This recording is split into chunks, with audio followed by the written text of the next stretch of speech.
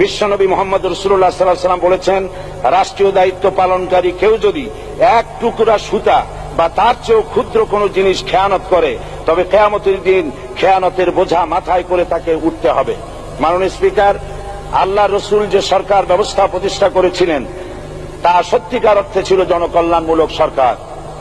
তার সরকারের দায়িত্ব পালনকারী ব্যক্তিবর্গের মধ্যে চরম দায়িত্ব অনুভূতি জাগ্রত করে দেওয়া হয়েছিল। এটা সম্ভব হয়েছিল কেবলমাত্র আখিরাতের তীব্র বিশ্বাস ও মহান আল্লাহর দরবারে জবাবদিহিতার অনুভূতির মাধ্যমে। মানুষের নিকট জবাবদিহিতা পাশ কাটিয়ে যাওয়া যায়, কিন্তু আল্লাহর নিকট জবাবদিহিতা পাশ কাটানোর কোনো সুযোগ নেই।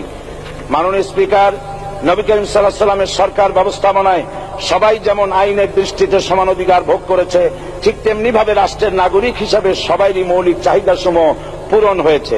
ঋণগ্রস্ত এতিম অসহায় জনগণ রাষ্ট্রীয় তহবিল থেকে সহযোগিতা লাভ করেছে।